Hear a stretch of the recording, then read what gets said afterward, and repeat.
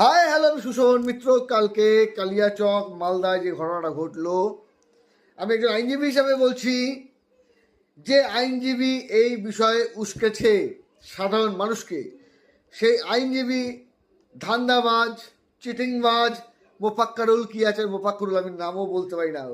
ওকে কোনোদিন কোনো করে দেখবেন না, নিজে কোনো মুভ করে না, দালালি করে, বাস্তব করে দালালি করে।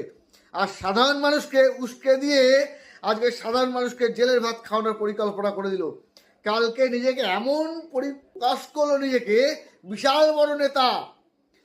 আরে এসআইআর, আপনি আইনজীবী, আমি জানি আপনি আইনজীবী নন, আপনি কিছু জানেনও না। এসআইআর এর প্রক্রিয়া সুপ্রিম কোর্টের গাইডলাইন অনুযায়ী হয়েছে, সুপ্রিম কোর্ট পরিষ্কার বলে দিয়েছে। একজন আইনজীবী আপনি নিজেকে বলেন? ধিক্কার জানিয়ে আপনাকে, আপনি সাধারণ মানুষগুলোকে আজকে জেলের ভাত খাওয়াতে দিয়ে যাচ্ছেন। সাধারণ মানুষের বিরুদ্ধে সিবিআই এনআইএ তদন্ত হবে, অ্যারেস্ট হবে, আর আপনিও তো নিজে অ্যারেস্ট হবেন। আপনি তো চক্রান্ত করেছেন, অন্যায় করেছেন, দেশের বিরুদ্ধে আপনি জঙ্গি। সাধারণ মানুষ আপনি ভুলে যাচ্ছেন। এটা বাংলাদেশ নয়, এটা নেপাল নয়, এটা শ্রীলঙ্কা নয়, এটা ভারতবর্ষের মধ্যে একটা সংবিধান আছে, একটা যেখানে আপনার কথা বলার অধিকার আছে, আন্দোলনের অধিকার আছে। তার মানে এই নয় জুডিশিয়ারির উপরে আক্রমণ করবেন, তার অধিকার আপনাকে দেয়নি।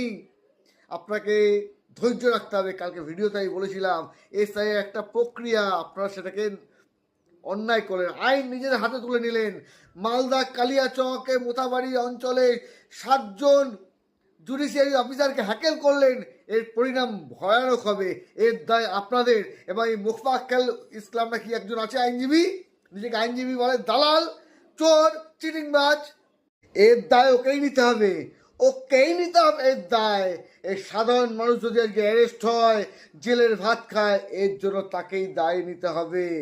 সে যতই জঙ্গিপনা করুক, রাজ্যটাকে যতই প্ল্যান করুক বাংলাদেশে ছক করে, ওর খেলা আমরা খেলতে দেব না। দুর্নীতিগ্রস্ত জঙ্গিপনা করেছে কালকে।